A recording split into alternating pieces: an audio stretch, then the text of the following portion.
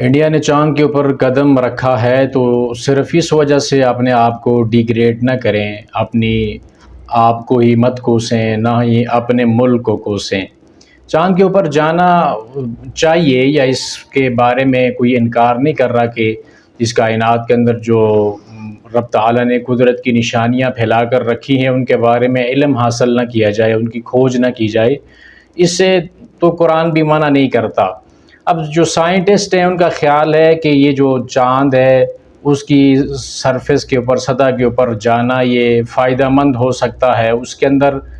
جو ہے وہ سولر انرجی ہے سمیت بہت ساری ایسی چیزیں ہیں اور بہت سارے ان کے خیالات ہیں کہ وہاں پر پہنچ کر جو دیگر پلینٹ ہیں ان کی طرف بڑھنا یا ان کے بارے میں نالج حاصل کرنا وہ آسان ہو جائے گا۔ اس لیے کوششیں ہر کوئی کر رہا ہے۔ اگر وہاں پہ انڈیا چلا گیا ہے تو دنیا کے اندر ہمارے ملک پاکستان کے علاوہ بھی تو کئی ایک ممالک ہیں جو وہاں پہ نہیں جا سکے ابھی تک، یا ان کا مشن نہیں ہے وہاں پہ جانا، یا ان کی کوئی سوچ و فکر نہیں ہے۔ لیکن سوائے ہمارے ملک کے دنیا کے اندر کہیں بھی کسی بھی ملک کے باسی اس کو یہ نہیں کہہ رہے کہ بھائی انڈیا وہاں پہ چلا گیا آپ کیوں نہیں گئے۔ صرف اس کے جانے کی وجہ سے اپنے ہی ملک کو کوسنا یہ بھی کوئی درست بات نہیں ہے۔ اب جب رب العالمین کے قرآن کی طرف آئیں تو وہ ہماری اس معاملے کے اندر کیا رہنمائی کرتا ہے۔ سورہ آل عمران ہے، اللہ تعالیٰ نے زمین و آسمان کی پیدائش میں اور یہ جو دن اور رات کا بدلنا ہے اس کے اندر فرمایا کہ لآیات لأولی الالباب، عقل والوں کے لیے اس کے اندر نشانیاں ہیں، یعنی جو اپنی عقل کا استعمال کر سکتے ہیں، جن کے پاس کچھ نالج ہے، جو اس کے اندر تگ و دو کر سکتے ہیں، اس کے لیے تو یہ نظام کائنات جو ہے وہ ایک نشانی ہے۔ لیکن جو اپنی عقل کا استعمال نہیں کرتا اس کے لیے یہ کوئی نشانی والی بات نہیں ہے، یا اس کے معاملے کے اندر بات کرنا بھی وہ پسند نہیں کرے گا کیونکہ اس کے حساب سے اس کے پاس وہ نالج موجود نہیں ہے۔ اب جو ایمان والے ہیں نا ان کے بارے میں رب العالمین فرماتے ہیں الذین یذکرون اللہ قیاما وقعودا وعلی جنوبہم ویتفکرون فی خلق السماوات والارض ربنا ما خلقت ھذا باطلا سبحانک فقنا عذاب النار۔ اللہ فرماتے ہیں کہ یہ جو لوگ ہیں نا ایمان والے، یہ اللہ کا کھڑے بھی اور بیٹھے بھی اور اپنے پہلوؤں پر بھی ذکر کرتے ہیں، اور زمین و آسمان کی پیدائش کے اندر فکر کرتے ہیں۔ فکر کیسے ہوگی؟ یہ سوچنا کہ بھائی کیوں بن گیا ہے، بلکہ فکر تو تب ہی ہوگی جب ان کے بارے میں کچھ نالج ہوگا، علم ہوگا، کہ پھر ہی انسان جو زمین و آسمان کی جو چیزیں ہیں ان کے بارے میں فکر کر سکتا ہے اور ان کی حکمت کو معلوم کر سکتا ہے۔ فکر کا مراد صرف یہ تو نہیں ہے کہ بس صرف اپنی اس دماغ کے اندر صرف سوچنا ہے کہ بس یہ کائنات کے اندر کچھ بن گیا اور کیوں بن گیا، بلکہ اس کے ایک مکمل اس کا علم حاصل کرنا بھی اسی فکر کے اندر شامل ہے۔ تو یہ ایمان والے کیا کہتے ہیں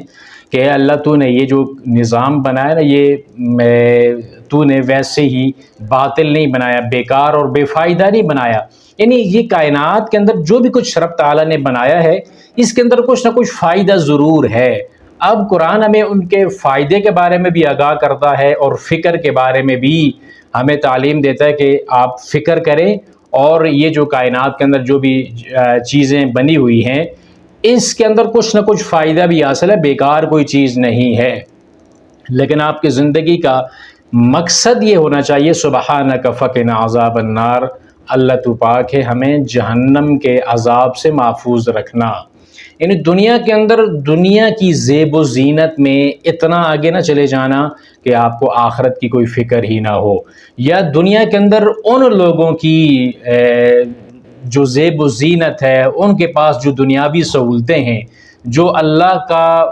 صحیح جن کے پاس کوئی تعارف نہیں ہے، رب العالمین کی عبادت وہ نہیں کرتے، پیغمبر اسلام محمد کریم صلی اللہ علیہ وسلم کے اوپر ایمان نہیں رکھتے، تو ان کی دنیاوی چیزوں کے اوپر آپ دھوکہ نہیں کھانا۔ یہی سورہ آل عمران ہے، اس کے اندر آگے جا کر رب العالمین نے ارشاد فرمایا ہے اپنے محبوب پیغمبر علیہ السلام سے، آیت نمبر 196 ہے لا یغرنک تقلب الذین کفروا فی البلاد، کہ اے محبوب یہ جو کافروں کا ادھر ادھر شہروں کے اندر پھرنا ہے نا، یہ آپ کو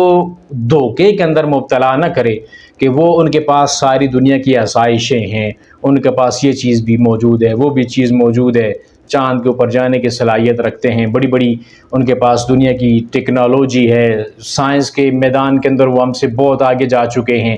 یہ جو سارے معاملات ہیں یہ آپ کو دھوکے کے اندر مبتلا نہ کریں۔ متاع قلیل ثم مأواہم جہنم وبئس المہاد، یہ تھوڑے وقت کا فائدہ ہے ان کے لیے، پھر ان کا ٹھکانہ جہنم ہے اور یہ بہت بری جگہ ہے۔ اگر کسی انسان کے پاس دنیا کی تمام تر طاقتیں موجود ہیں، دنیا کی تمام تر آسائشیں موجود ہیں، اور وہ آخری حتمی طور پر نتیجے کے طور پر جہنم کے اندر جا رہا ہے، تو اس کو کامیاب نہیں کہتے بھائی۔ آپ کے پاس جو دولت ایمان ہے اس کو آپ کیوں معمولی سمجھتے ہیں، اس کو آپ ویلیو کیوں نہیں دے رہے؟ آپ یہ کیوں نہیں سمجھتے ہیں کہ اللہ کا صحیح تعارف اور آخری نبی محمد کریم صلی اللہ علیہ وسلم کے اوپر ایمان لانا، اس سے بڑی اس کائنات کے اندر کوئی دولت نہیں ہے۔ ان معاملات کے اندر آگے جائیے، ضرور آگے جائیے، ان کا علم حاصل کیجئے، بلکہ قرآن نے خود آپ کو بتایا ہے کہ جو بھی یہ جو کفار ہیں نا، ان کے مقابلے میں آپ اپنی ساری قوت کو جمع کر کے رکھو، یعنی جتنی قوت آپ جمع کر سکتے ہو۔ وَأَعِدُّوا لَهُم مَّا اسْتَطَعْتُم مِّن قُوَّةٍ وَمِن رِّبَاطِ الْخَيْلِ تُرْهِبُونَ بِهِ عَدُوَّ اللَّهِ وَعَدُوَّكُمْ، کہ تم اپنی ساری جو بھی آپ کے اندر طاقت ہے، جتنا آپ کر سکتے ہو، وہ ساری چیز آپ دشمن کے مقابلے کے اندر جمع کر کے رکھو۔ اب جو آگے جو ہے نا دفاع یا قتال کا الگ سے ذکر ہے، وَمِن رِّبَاطِ الْخَيْلِ تُرْهِبُونَ بِهِ عَدُوَّ اللَّهِ وَعَدُوَّكُمْ۔ اب یہ جو مَّسْتَطَعْتُم مِّن قُوَّۃٍ ہے نا، اس قوت کے اندر بہت ساری چیزیں آتی ہیں۔ اگر وہ سائنسی میدان میں آگے جا رہے ہیں تو آپ ان کا مقابلہ کرو، طب کے میدان میں آگے جا رہے ہیں تو آپ مقابلہ کرو، اور پھر اگر چاند کی طرف وہ جانا چاہتے ہیں تو آپ بھی اس حساب سے ان کا مقابلہ کرو، یہ منع نہیں ہے۔ کافروں کے مقابلے میں جو بھی آپ کر سکتے ہیں، جتنی بھی قوت آپ جمع کر سکتے ہیں، وہ قوت آپ جمع کریں۔ یہ قرآن ہم کو بتا رہا ہے کہ قوتیں ان کے خلاف جمع کریں۔ آپ کے پاس اسلحہ بھی ہونا چاہیے، دفاعی سسٹم بھی آپ کا مضبوط ہونا چاہیے، آپ کے پاس عقل و دانش بھی ان جیسی ہونی چاہیے، عقل و دانش کے اندر بھی ان کا آپ مقابلہ کرنے والے بنیں، سب کچھ یہ چیز جمع کر کے رکھیں۔ یا ان ساری چیزوں کے باوجود پھر رب العالمین فرماتے ہیں سورہ طٰہٰ میں، وَلَا تَمُدَّنَّ عَيْنَيْكَ إِلَىٰ مَا مَتَّعْنَا بِهِ أَزْوَاجًا مِّنْهُمْ زَهْرَةَ الْحَيَاةِ الدُّنْيَا لِنَفْتِنَهُمْ فِيهِ وَرِزْقُ رَبِّكَ خَيْرٌ وَأَبْقَىٰ۔ کہ یہ جو دنیا کی جو زیب و زینت ہے، یہ رب تعالیٰ نے ان کو جو عطا کر رکھی ہے، اس کے اندر ان کے لیے ایک آزمائش ہے، لیکن وَرِزْقُ رَبِّكَ خَيْرٌ وَأَبْقَىٰ، تیرے رب کا جو رزق ہے نا وہ بہتر ہے اور وہی باقی رہنے والا ہے۔ یعنی آپ کے پاس دولت ایمان ہے، آپ کے پاس اللہ رب العالمین کی پہچان، اس کا تعارف ہے، آپ اس کی کتاب، اس کے نبی کے اوپر ایمان لانے والے ہیں، تو آپ اپنا تقابل کسی اور کے ساتھ نہ کریں، اپنا موازنہ کسی اور کے ساتھ نہ کریں کہ وہ اس طرح چلا گیا، ہم پیچھے رہ گئے۔ ہم مانا کہ بہت سارے معاملات کے اندر ہم پیچھے ہیں، جو کام ہم کو کرنے چاہیے تھے وہ ہم نہیں کر رہے، اور وہ لوگ ان کاموں کے اندر آگے جا رہے ہیں۔ ہمیں ان تمام چیزوں کے اندر ان کا مقابلہ کرنا چاہیے، لیکن ان کا اس طرح سے آگے نکلنا، دنیا کی زیب و زینت کا اختیار کرنا، سہولیات، ٹیکنالوجی، سائنس کے میدانوں میں آگے جانا،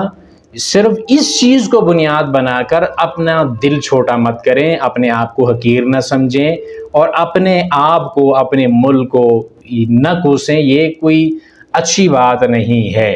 تو اس معاملے کے اندر ہمیں کچھ ایسا رویہ اپنانا چاہیے جس سے ایک جو ہے نا اپنے آپ کو نیچا دکھانے والا معاملہ بھی نہ ہو، اور اتنا بھی نہیں ہونا چاہیے کہ اس معاملے کے اندر کوئی فکر، غور و فکر ہی نہ ہو، یا اس کے بارے میں بات ہی نہ ہو۔ بات ہونی چاہیے، کرنی چاہیے اس معاملے کے اندر، ایسے میدانوں کے اندر آگے جانا چاہیے، لیکن صرف ان میدانوں کو بنیاد بنا کر انسان کو اپنی آخرت کو نہیں بھولنا چاہیے۔ ہر دنیا کے اندر یہ جو کفار ہیں سارے معاملات کر رہے ہیں، ان کے پاس دنیا کی ساری سہولتیں موجود ہیں، اگر وہ چاند کے اوپر چلے جاتے ہیں، چاند سے بھی آگے کہیں کسی اور پلینٹ پہ چلے جاتے ہیں، لیکن ان کے پاس اگر رب کا صحیح تعارف نہیں ہے، عبادت نہیں کر رہے رب کی، اور ان کے پاس آخری نبی علیہ الصلوۃ والسلام کے اوپر ایمان موجود نہیں ہے، تو سمجھیے کہ وہ کامیاب نہیں ہیں، بلکہ جس طرح اللہ نے فرمایا متاع قلیل ثم مأواہم جہنم، جب آخر میں وہ جہنم کے اندر جانا ہے تو پھر کامیاب کہاں پہ ہے؟ اصل انسان کی کامیابی کیا ہے کہ انسان دنیا کے اندر رہتے ہوئے دنیا ساری کائنات کو استعمال کرے، استعمال کرنا منع نہیں ہے، ساری کائنات کا استعمال کرے، لیکن اس کائنات کے بنانے والے رب کی پہچان بھی حاصل کرے اور اس کی منشا اور مرضی کے مطابق اپنی زندگی کو بسر بھی کرے، یہ اصل کامیابی ہے۔